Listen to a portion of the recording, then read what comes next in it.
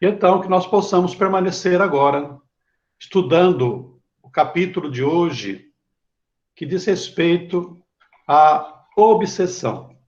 A obsessão é um capítulo muito importante na, na doutrina espírita, não só em relação aos médiuns, mas também no que diz respeito a todos nós, porque a obsessão não é um fenômeno que atinge os médios, mas atinge a todas as criaturas. De tal maneira que nós devemos estudar este capítulo. É o capítulo 23 de O Livro dos Médios. E é preciso uma reflexão inicial para nós fazermos uma distinção entre a obsessão e a simples influência dos espíritos. Todos nós somos influenciados pelos espíritos, encarnados e desencarnados. Mas a obsessão é diferente. Nós vamos ver daqui a pouquinho a definição da obsessão. Mas vamos lembrar a questão 459 de O Livro dos Médiuns, onde Kardec vai perguntar se os espíritos influenciam nas nossas vidas. E a resposta, muito mais do que nós possamos imaginar. Influi a tal ponto que, de ordinário, são eles que vos dirigem. Claro que nós precisamos entender isso, porque daria a entender, numa primeira leitura rápida, que eles estão agindo sobre nós como se fôssemos marionetes, e não é bem assim. A questão da influência é porque nós, que ainda somos espíritos imaturos, espiritualmente, intelectualmente, emocionalmente, nos deixamos muito ser influenciados pela opinião dos outros, pelos pensamentos dos outros. Aqui mesmo, nós estamos muito sujeitos à influência, por exemplo, daquilo que os nossos pais falam, os nossos professores, os nossos amigos. Somos influenciados por aquilo que aparece na televisão. Eu tinha um amigo, tenho ainda um amigo que participava de um centro e trabalhava no mercado, e ele dizia o seguinte, que quando o Globo Repórter fazia uma reportagem dizendo que o amendoim é um alimento excepcional, no outro dia as pessoas estavam comprando todo o estoque de amendoim do supermercado. Então é porque nós, ainda nessa imaturidade, nessa infância espiritual, nós nos deixamos muito levar pela opinião dos outros, muitas vezes sem aprofundar a pesquisa, o entendimento, se é realmente verdade aquilo que nós estamos ouvindo. Nós temos também as nossas carências, temos os nossos medos, e por causa disso nos deixamos influenciar. Em relação aos espíritos, é porque eles conseguem agir sobre os nossos pensamentos de uma forma muito sutil, de tal maneira que muitas vezes os pensamentos dos espíritos parecem os nossos pensamentos. Nós entendemos, nós aceitamos pensamentos intrusos como se fossem os nossos próprios pensamentos.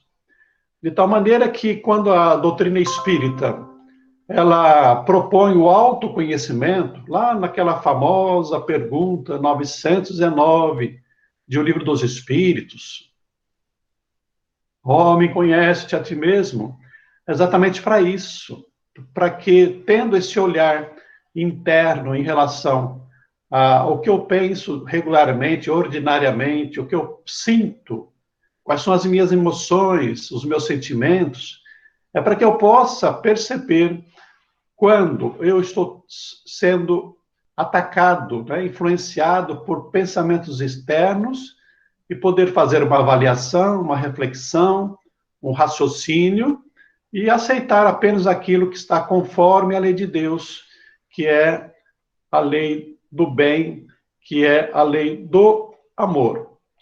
Qual é a diferença, então, entre a influência e a obsessão. Antes de nós falarmos sobre essa diferença, nós vamos ressaltar aqui, que Allan Kardec vai dizer que o maior escolho, quer dizer, a maior pedra na prática do espiritismo, na prática da mediunidade, está ali a obsessão, que é o quê? O domínio que alguns espíritos logram adquirir sobre certas pessoas. Nunca é praticada senão pelos espíritos inferiores que procuram dominar. Por isso que a obsessão normalmente é catalogada como uma doença. Espírito superior não exerce o domínio sobre nós. São conselheiros, são amigos, são orientadores, são mentores, mas eles não atuam de forma negativa, eliminando o nosso livre-arbítrio. Então, Kardec já alertava quanto ao grande cuidado que nós temos que ter no exercício da mediunidade e não nos deixarmos cair nas malhas da obsessão. E é muito fácil isso acontecer, dada a nossa dificuldade emocional e intelectual, os nossos sentimentos, especialmente da vaidade. Então, nós precisamos estar sempre alertas quanto a isso. Nós vamos ver daqui a pouquinho sobre a obsessão simples, que é de forma muito sutil, de tal maneira que, às vezes, é imperceptível para nós numa rápida análise. Essa é a definição que Kardec dá com relação à obsessão. É o domínio de um espírito, quer dizer, de um desencarnado de natureza inferior, com pensamentos ruins, negativos, sobre um encarnado, nos dominando. Mas, quando nós fazemos uma análise geral da obsessão, nós vamos perceber que a obsessão tem um campo muito mais amplo do que nós possamos imaginar. Essa obsessão, na verdade, ela vai se estabelecer de criatura para criatura, de espírito para espírito. Ou seja, uma obsessão pode se estabelecer aqui mesmo entre nós, entre encarnados. E, normalmente, a obsessão, essa definida por Allan Kardec, ela tem as suas raízes aqui entre nós. Os conflitos, as discórdias, os crimes que acontecem aqui entre nós, quando nós roubamos, quando nós matamos, quando nós ofendemos alguém, muitas vezes o ofendido chega na espiritualidade carregando ainda a raiva, o ódio, o desejo de vingança contra nós. E então cai nessa classificação, nessa definição que Allan Kardec nos oferece. Mas também a obsessão pode prosseguir no plano espiritual, porque se o encarnado é levado à morte, desencarna por um ou por outro motivo, e chega à espiritualidade, sendo aguardado pelos inimigos espirituais, pelos seus obsessores, essa obsessão eventualmente pode prosseguir no plano espiritual. Às vezes, no plano espiritual, essa obsessão pode se reverter. Por quê?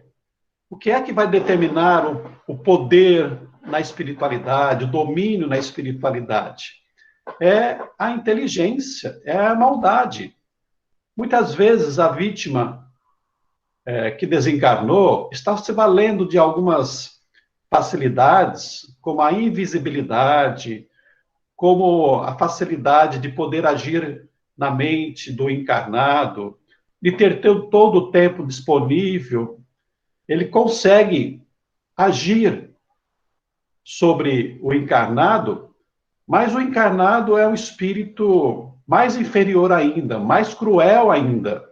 E aí, quando desencarna, a vítima que poderia estar se imaginando, a vítima que se tornou o obsessor, E poderia-se imaginar que depois da sua vingança completada com a morte, estaria livre do seu inimigo. A situação pode se reverter, porque o desencarnado agora poderá se tornar o seu perseguidor. Mas nós vamos também ter a situação da obsessão de encarnado para desencarnado, quando apesar da morte do nosso inimigo, do nosso desafeto, nós continuamos com os nossos pensamentos de raiva, de revolta, atormentando o desencarnado, não permitindo que ele prossiga mais livre para a espiritualidade. E muitas vezes é alguém que estava chegado a nós, um marido, uma mulher, um parente qualquer, a sogra, o sogro, o genro.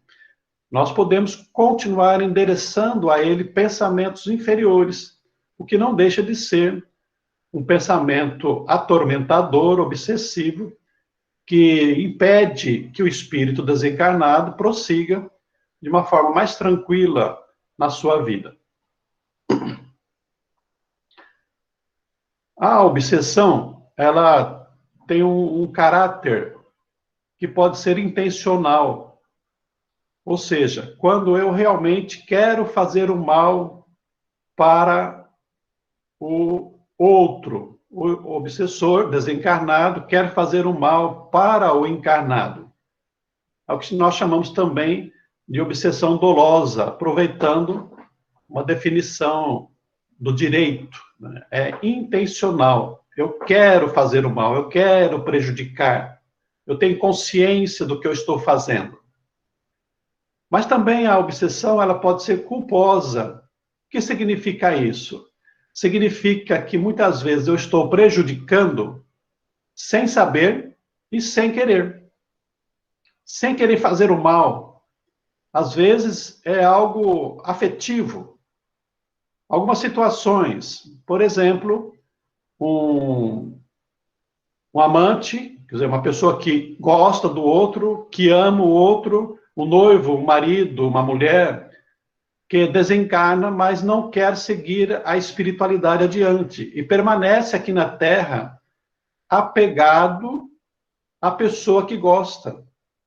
Como o espírito, para viver aqui na Terra, precisa de fluidos para se manter equilibrado, muitas vezes acaba absorvendo esses fluidos da própria convivência com aquela pessoa que diz amar e está prejudicando.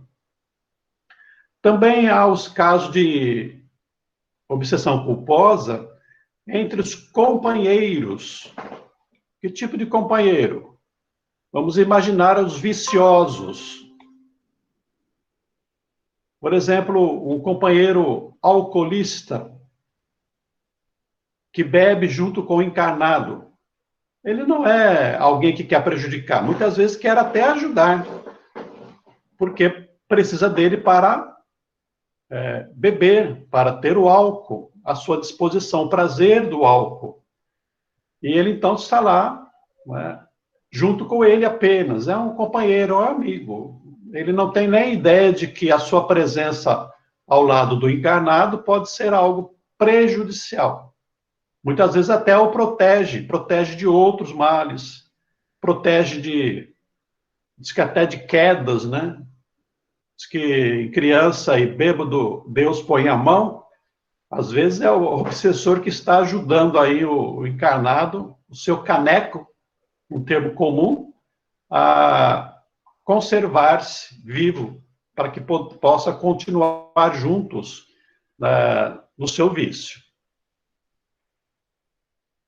Então, a obsessão, ela se caracteriza por uma persistente atuação. Então, diz Kardec, ninguém está obsidiado pelo simples fato de ser enganado por um espírito mentiroso. O melhor médium se acha exposto a isso, sobretudo no começo, quando ainda lhe falta a experiência necessária. Pode-se, pois, ser enganado sem estar obsidiado. A obsessão consiste na tenacidade de um espírito, do qual não consegue desembaraçar-se a pessoa sobre quem ele atua. Então, é mais ou menos como que uma influência, como uma atuação eventual, esporádica, uma tentativa de perturbação, de obsessão. A obsessão vai se estabelecer se nós permitirmos que essa atuação persista na nossa vida, na nossa mediunidade, no nosso exercício. E aí é bom nós lembrarmos que o espírito só consegue exercer o domínio sobre nós, atuar sobre nós, nos influenciar, se nós permitirmos,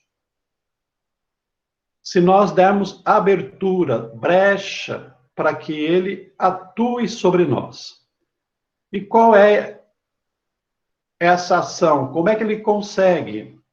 É porque nós mantemos um tipo de pensamento, de conduta inferior, em sintonia com o espírito, o que lhe permite essa conexão mental, conexão perispiritual, de tal maneira que é através da mente, através das nossas emoções, que o espírito consegue acessar. Nós precisamos ter uma espécie de senha, como nós temos senha no computador, no celular, para impedir que o espírito acesse o nosso conteúdo. E essa senha deve ser sempre um pensamento bom, elevado, voltado para Deus, a oração, as boas atitudes. Aí nós fechamos as possibilidades do espírito conseguir atuar sobre nós. Então, quando o espírito consegue atuar, nos dominar, é porque, de alguma maneira, nós abrimos uma janela, abrimos uma porta, escancaramos a nossa casa para que ele consiga atuar sobre nós. As nossas dificuldades pessoais, os nossos desejos inferiores, os nossos sentimentos de raiva, a ambição, o ciúme, esses sentimentos inferiores, normalmente são aqueles que permitem que o espírito atue sobre nós.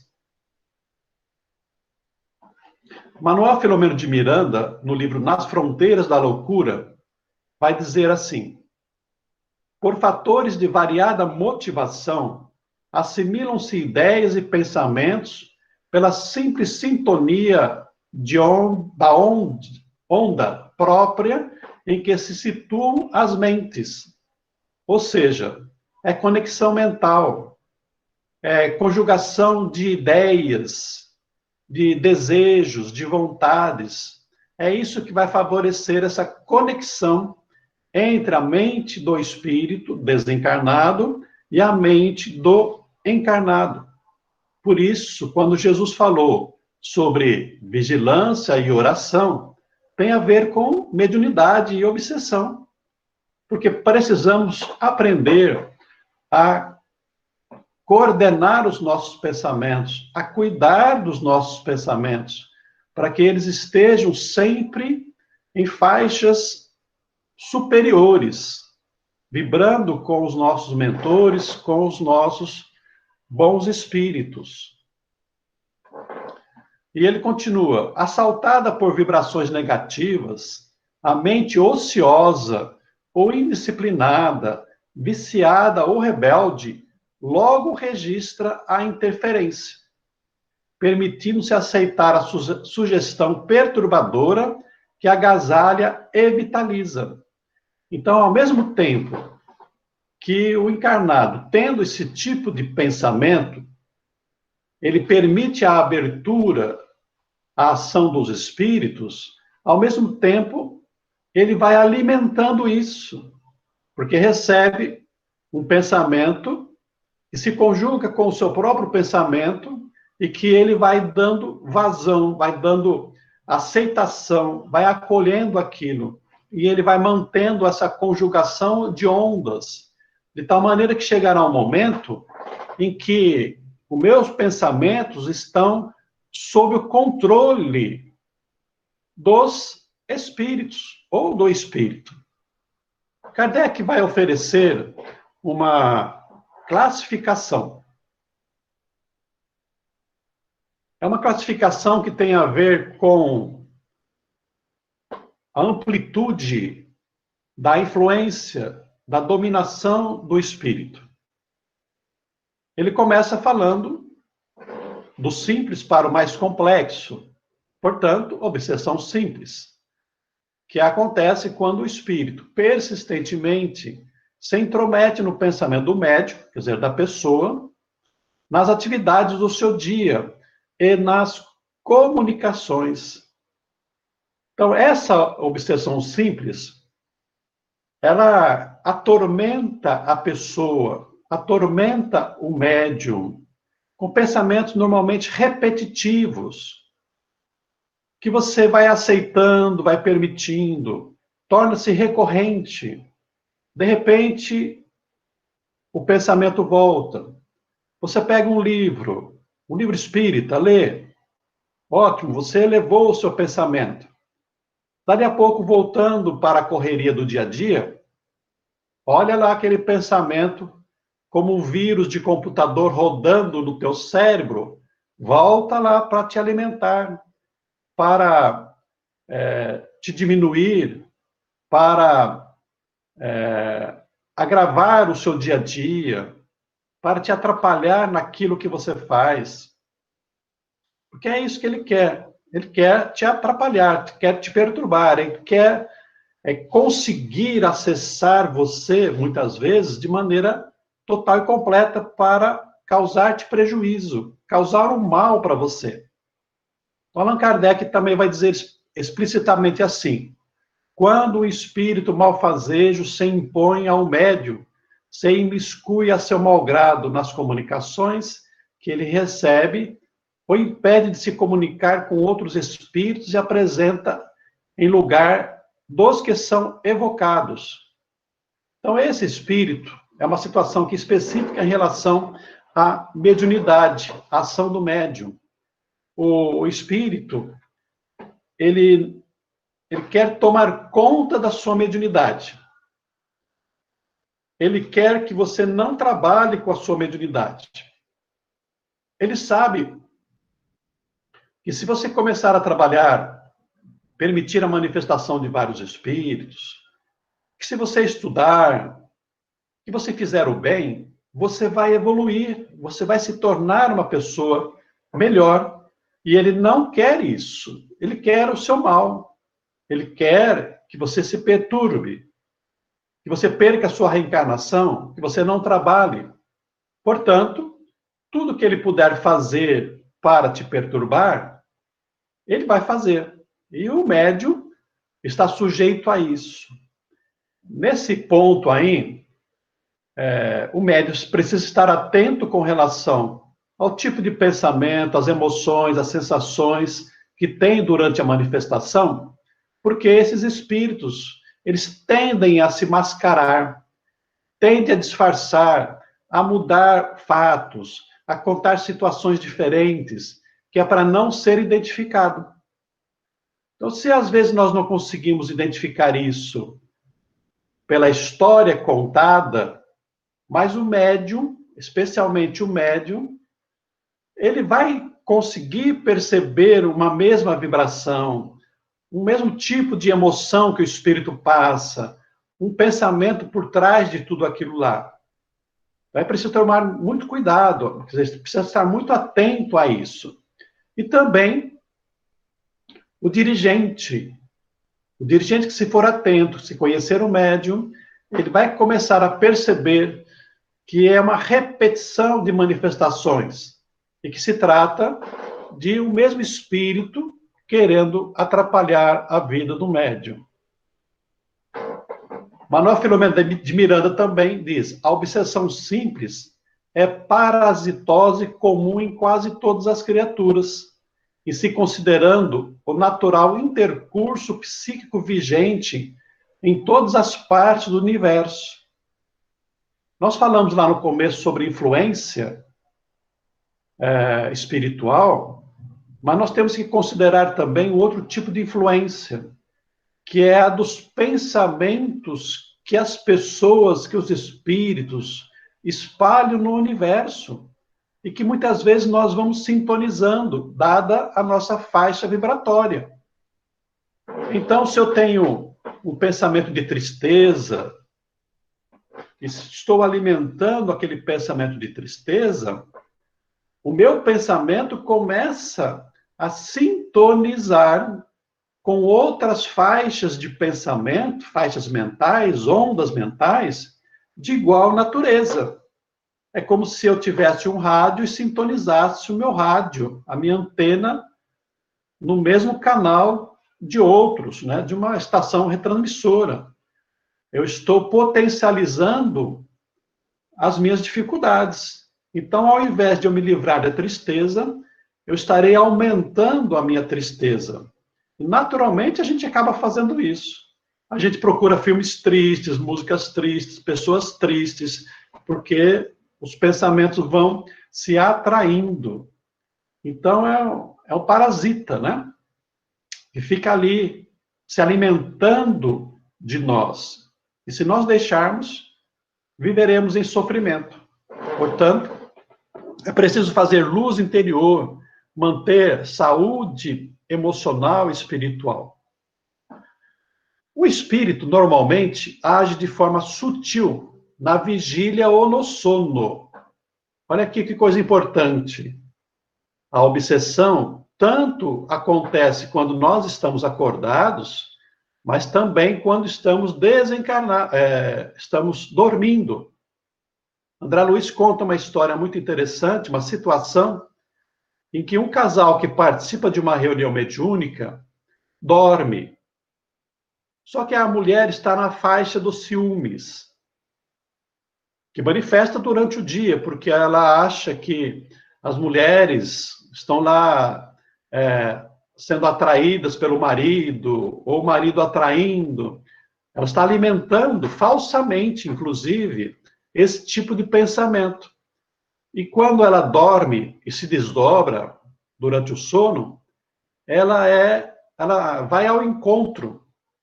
Ela é assediada por dois espíritos que ficam insuflando pensamentos, alimentando aqueles pensamentos de ciúme, de desconfiança que a mulher estava alimentando. Então, também durante o sono, daí a importância de nós orarmos ao dormirmos, pedirmos assistência espiritual para o sono, para que se nós nos emanciparmos, sejamos protegidos durante o sono. Então, esse espírito, acordados ou dormindo, eles atuam acentuando preocupações, desconfianças, dúvidas e fobias, né, medos, provocando condutas irregulares ou ridículas, e assim causando desajustes emocionais e psíquicos. Imagina-se uma coisa muito comum no nosso dia a dia. Você vai dormir, deita, o sono não vem, aí começa assim: será que você fechou a porta? Será que você fechou a janela? Claro que pode ser apenas uma dificuldade nossa, um toque da nossa parte, um transtorno obsessivo compulsivo, nosso mesmo. Mas também pode ser um espírito não querendo que você durma, que você fique com a cabeça cheia de preocupações. E agora, falando sobre isso, eu me lembrei o seguinte, que é preciso tomar muito cuidado também, porque em muitos casos são perturbações, são desequilíbrios, são doenças da nossa parte, sem uma direta ação de espíritos obsessores. Às vezes é eu que sou uma pessoa complicada, eu sou uma pessoa psiquicamente doente. Então, as minhas condutas desajustadas emocional e psiquicamente não são decorrentes de um processo obsessivo. São nossas. é a nossa maneira perturbada de existir nesse momento. Por isso que, às vezes, a gente precisa tomar cuidado de não fazer categoricamente uma afirmação de que a pessoa, você está com processo obsessivo. Às vezes não. Coitado do obsessor, que não está fazendo nada. É uma conduta nossa mesmo, desequilibrada. Então, muita atenção nós precisamos ter. Quando nós começamos a ter umas condutas exóticas, uma mudança de comportamento, cuidado, que talvez possa ser uma ação espiritual. A condição do espírito pode ser apenas a de um simples importunador, leviano brincalhão, aproveitador, mas também pode ser o princípio de um processo obsessivo mais grave. Então, vejamos que essa perturbação sobre nós pode ser apenas momentânea, pode ser alguém querendo se divertir conosco, pode ser alguém que não gostou da nossa maneira de ser e que está lá, né, achando que nós somos meio vaidosos, meio ambiciosos. Ele fica se divertindo às nossas custas. Pode ser que isso não leve a nada, porque ele não tem uma vinculação maior conosco. Mas a obsessão simples, ela pode ser o início de um processo de vingança, de algo mais grave, de alguém que realmente quer destruir a nossa vida, atrapalhar a nossa reencarnação. Daí aquela necessidade de atenção, não permitir que um processo de desequilíbrio, de pensamentos inferiores, comece a ganhar força dentro de nós. Então, a atenção, a vigilância é muito importante. Na medicina, costuma-se dizer o seguinte, que depressão é uma tristeza que se acumula no tempo, durante aí 6 meses, mais ou menos. Então, quando nós chegamos numa doença grave, que é a depressão, tudo começou com um pensamento de tristeza, uma contrariedade que nós não aceitamos, e aí a gente vai alimentando aquilo, vai somando outras tristezas, outras preocupações, outras contrariedades, e quando damos conta, nós estamos mentalmente, biologicamente desequilibrados. Então, uma obsessão simples pode ser realmente um início de algo mais grave.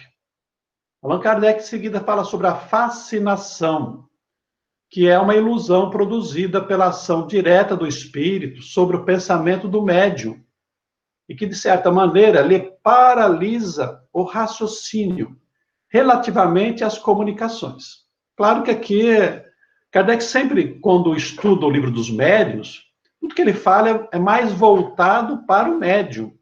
Mas hoje nós podemos aplicar a todas as pessoas, a todos nós, de caráter geral. Então, aqui na fascinação, o espírito, ele age de tal maneira que ele consegue a nossa aprovação. No caso o desenho que nós colocamos aqui é de um hipnotizador. Mas só se deixa hipnotizar quem quer. Ninguém tem o poder de hipnotizar. No hipnotismo, é o domínio de uma mente sobre outra que se permitiu ser dominada, que se abriu, que se envolveu, que se deixou.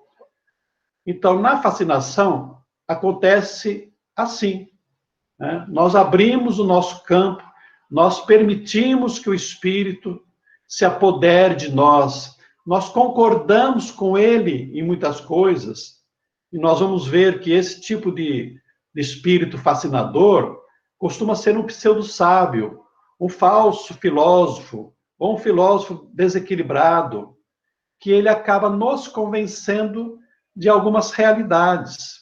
Se apresenta como um Messias, como um profeta, apresenta-nos revelações, e nós ficamos tão fascinados, aqui já é no sentido de tão empolgados com aquelas teorias, já por causa da nossa vaidade, que nós aceitamos aquilo como verdade. Então, o médium recebe uma mensagem lá de alguém que se diz discípulo de Jesus, Tiago, João, né? E pronto, aquilo empolga o médium e passa a aceitar tudo aquilo como verdade. Por quê? Porque está lá dentro dele também aquela necessidade de aparecer, de destacar, e o espírito, então, com essa brecha da nossa parte, consegue exercer um domínio hipnótico de mente a mente, de tal maneira que nós acabamos fazendo aquilo que ele deseja. Então, o médium fascinado não acredita que eu esteja enganando. O espírito tem a arte de lhe inspirar confiança cega, que o impede de ver o embuste e de compreender o absurdo do que escreve, ainda quando esse absurdo salte aos olhos de toda a gente. Imaginemos um médium permitindo que um espírito que se diz um cientista do passado, afirmando que a Terra é plana. Pronto. Né? E tem muita gente que acredita ainda que a Terra é plana. Dela não se acham isentos nem os homens de mais espírito, os mais instruídos e os mais inteligentes, sob outros aspectos, o que prova que tal aberração é efeito de uma causa estranha, cuja influência eles sofrem. Olha só, é preciso tomar muito cuidado, porque mesmo eu sendo instruído, mesmo eu tendo lido mais de 1000 livros espíritas, mesmo sendo detentor de uma cultura científica vasta, eu posso ser levado por uma falha do meu caráter, dos meus sentimentos, a me deixar envolver por esse espírito com propostas filosóficas estranhas, né? Efetivamente, graças à ilusão que dela decorre, o espírito conduz o indivíduo de quem ele chegou a apoderar-se como faria com o cego, e pode levá-lo a aceitar as doutrinas mais estranhas, as teorias mais falsas, como se fosse a única expressão da verdade. Ainda mais, pode levá-lo a situações ridículas, comprometedoras e até perigosas. E o médium acaba entrando nessa situação, porque é tão estranha, tão exótica a proposta de revelação, que mais cedo ou mais tarde a proposta acaba sendo acaba caindo em descrédito pelo próximo. E é isso que o espírito quer, levar o médium a descrédito, a humilhação e o afastamento dele, não só da atividade mediúnica, mas também de um meio social que possa ampará-lo. Estabelecidos os liames da comunicação, o processo continua no sentido de se firmarem os plugs, as ligações do canal obsessivo no recipiendário, ou seja, no médium, que a partir daí comparte as suas com as ideias que lhes são insufladas. Passa, então, a viver mais ou menos numa simbiose, sendo ambos alimentados pelos mesmos sentimentos. Pessoal, eu vou pular um pouquinho essa parte, que é só uma repetição, tá? Repetição não, uma complementação. Para chegarmos aqui na subjugação, que é uma forma mais grave da obsessão. Na medida que nós nos deixamos ser influenciados pelos espíritos, o espírito acaba conseguindo uma constrição, né? Um domínio que paralisa a vontade daquele que a sofre e o faz agir a seu malgrado.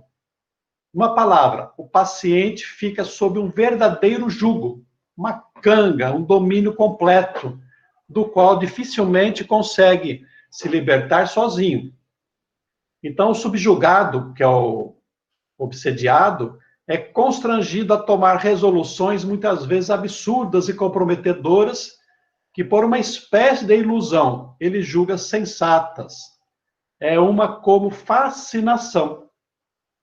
A diferença aqui entre a subjugação e a fascinação é que o subjugado, ele normalmente percebe que há algo de estranho, que o faz sofrer, que ele não quer. Ele quer se libertar, mas não consegue. E na fascinação, não. Na fascinação, o fascinado gosta, ele aceita como verdade, acha que é bom. Por isso vai ser mais difícil de trabalhar. Então, diferencia-se da fascinação porque nesta o obsediado acede voluntariamente, comungando com as ideias fantasiosas, ao passo que na subjugação a pessoa se submete contra a própria vontade. O Manuel Filomeno de Miranda vai dizer, na subjugação moral, o paciente vai dominado mentalmente, tombando em estado de passividade, não raro sob tortura emocional, chegando a perder por completo a lucidez. O contínuo aturdimento o toma. A visão, a audição, como os demais sentidos, confundem a realidade objetiva, ao império das vibrações e faixas que registra desordenadamente na esfera física e espiritual. Ele perde a noção da realidade, ele perde o bom senso, porque agora não é mais ele que pensa livremente. Ele não tem como raciocinar sobre o certo e o errado, porque o pensamento dele agora é o próprio pensamento do espírito. Kardec vai contar a situação do homem que é obrigado a se ajoelhar na rua diante de uma mulher desconhecida e a pede em casamento, declara amor e a pede em casamento. E normalmente o médium, a pessoa, ela sabe que aquilo está errado, assim, no sentido, o que é que eu estou fazendo aqui? Puxa, como é que está acontecendo isso? E a pessoa não consegue lutar contra aquilo, resistir àquela influência. Na subjugação física, o espírito atua sobre os órgãos materiais e provoca movimentos involuntários, como esse de se ajoelhar. Né? É moral e é também física nesse caso. Pode levar aos mais ridículos atos. O paciente tem consciência do ridículo, mas o faz contra a sua vontade e com isso sofre. Não implica na perda da lucidez intelectual, porquanto a ação dá-se diretamente sobre os centros motores, obrigando o indivíduo, não obstante se negue a obediência, a ceder à violência que o oprime, cometendo atrocidades. Aqui nós vamos lembrar que não é uma atuação física, ou seja, o espírito não abaixa pelos ombros alguém para se ajoelhar.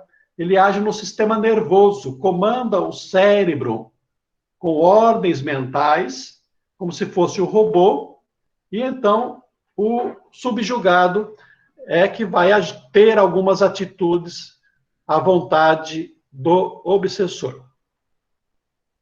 O paciente fica sujeito a enfermidades orgânicas por se criarem condições celulares próprias para a contaminação por vírus e bactérias, ou mesmo sob a vigorosa e contínua ação fluídica, dilacerarem seus tecidos fisiológicos, perturbar-se o anabolismo ou catabolismo, tem a ver com as funções orgânicas, né?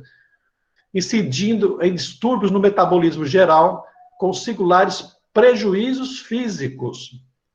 A ação do espírito permanente no sistema nervoso e nos órgãos do obsediado pode levá-lo a uma doença física, a um esgotamento corporal e também levá-lo a um processo de loucura, porque a insistente ação do pensamento desequilibrante e desequilibrado do obsessor faz com que a mente do encarnado também se desequilibre.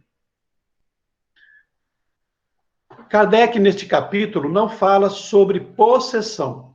ele até se justifica dizendo que possessão, dentro daquele termo, da definição, do conceito de possessão naquela época, que vinha da Igreja Católica, havia uma ideia de que o espírito poderia se apoderar permanentemente do corpo de alguém. Kardec diz que não, né? Não se pode substituir o encarnado definitivamente.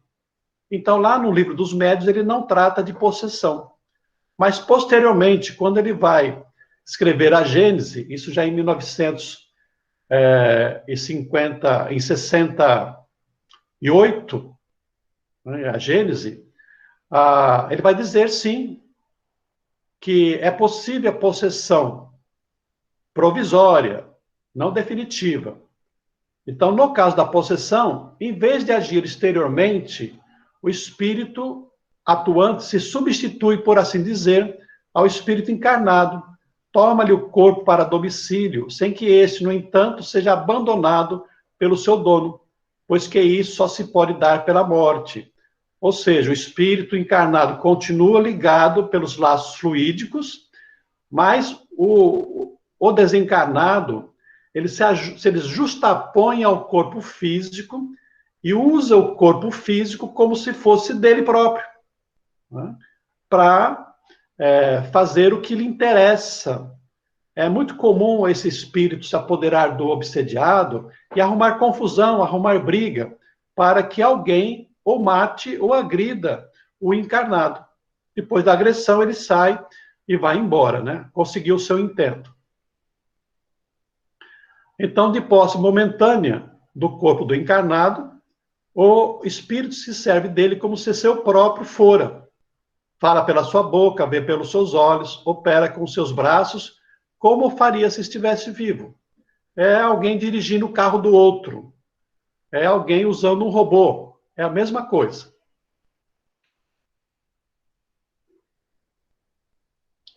Quando é mau o espírito possessor, as coisas se passam de outro modo.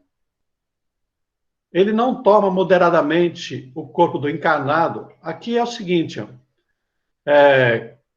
o Kardec vai dizer que a possessão pode se dar beneficamente. É o caso dos médios de cura, por exemplo, em que o espírito está ali usando o corpo do encarnado como se fosse dele. Mas o encarnado, às vezes, em desdobramento, está nas proximidades. O médio de cura, por exemplo.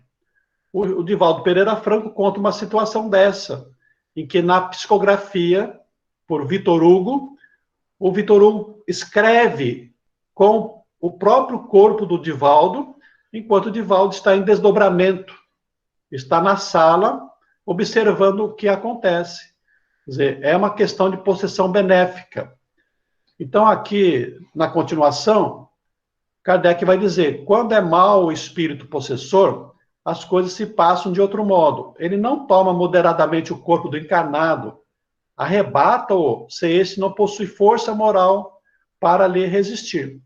Falo por maldade para com este, a quem tortura e martiriza de todas as formas, indo ao extremo de tentar exterminá-lo, já por estrangulação, já tirando-o ao fogo ou aos outros lugares perigosos. Quem lê o Evangelho vai se recordar da passagem do filho possesso, né, do filho possuído, que cai na água, cai no fogo, e que os discípulos tentam curá-lo e não conseguem, e o pai leva para Jesus. Jesus fala, ó raça de incrédulos, até quando estarei convosco? E cura o obsediado, o menino, que acorda e fala, onde é que eu estou? O que tá acontecendo comigo? E aí depois os discípulos perguntam, por que nós não conseguimos? Aí Jesus fala, para essa casta de espíritos, que são os espíritos inferiores, é preciso oração e jejum. E nós vamos explicar isso numa outra oportunidade.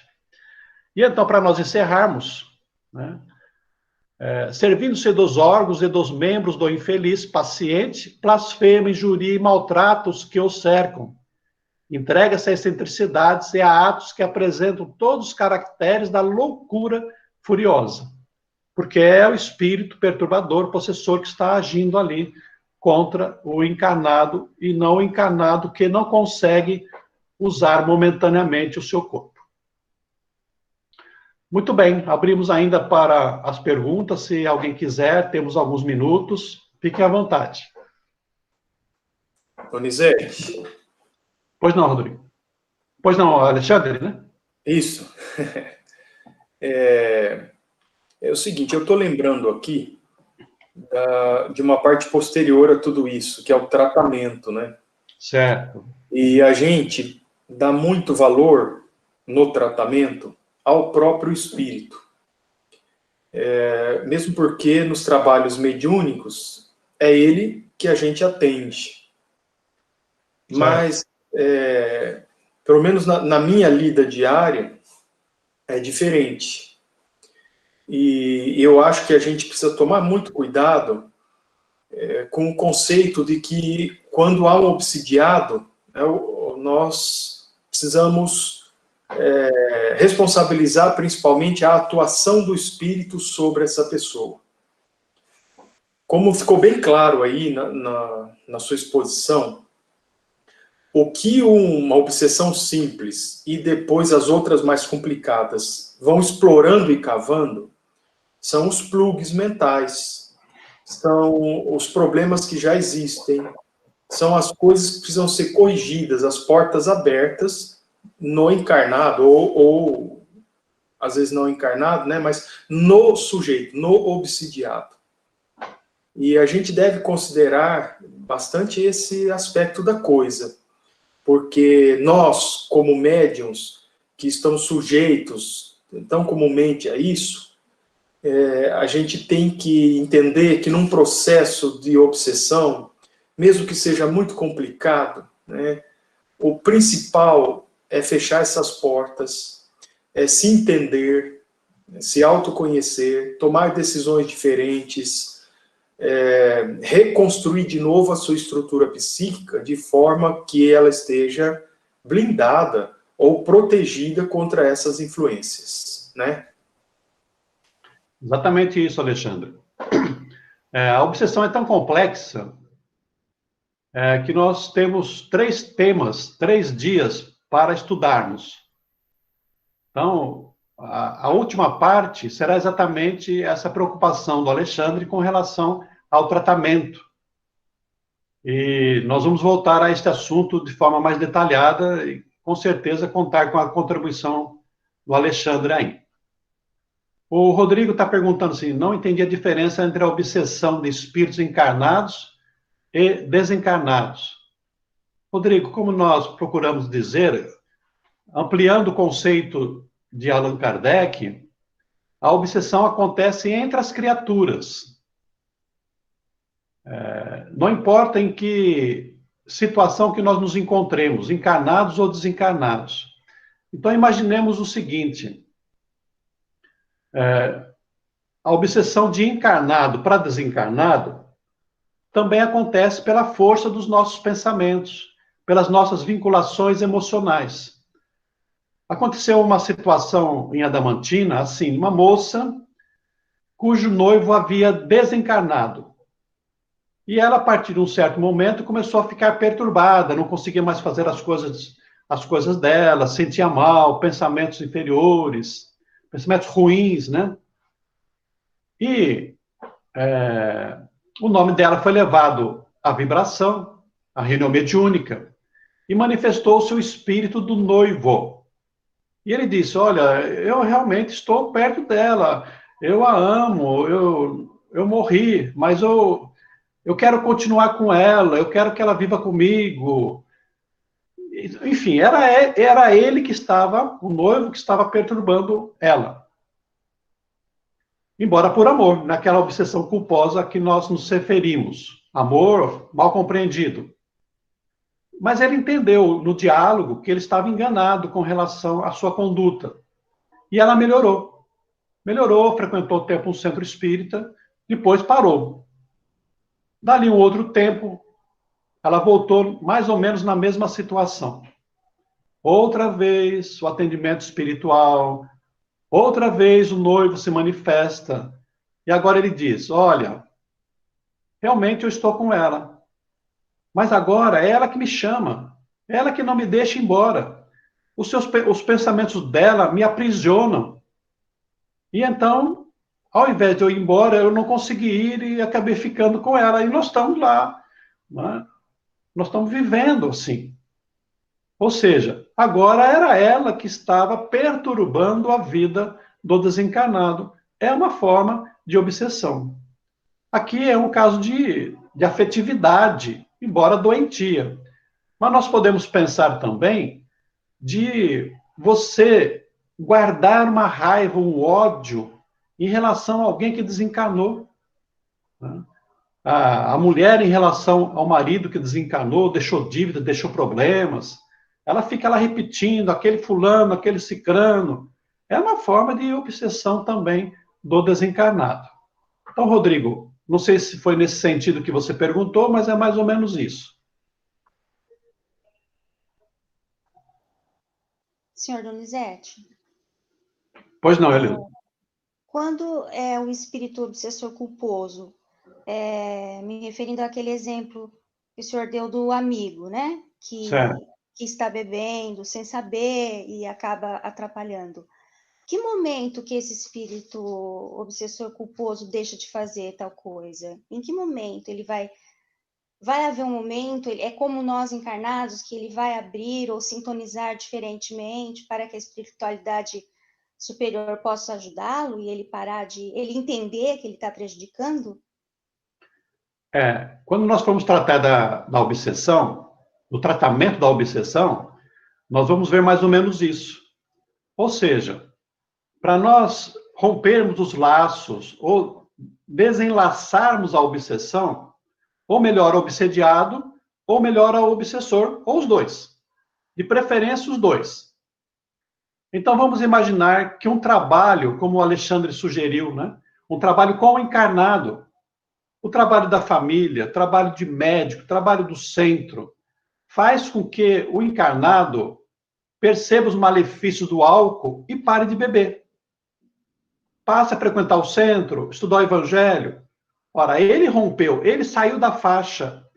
Então ele se liberta e rompe a obsessão. Ou então o contrário, né?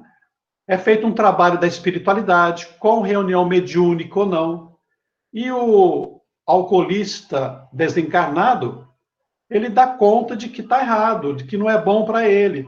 Fala, tá bom, eu vou com vocês. Ou seja, vai para a espiritualidade, vai ser tratado e liberta o encarnado.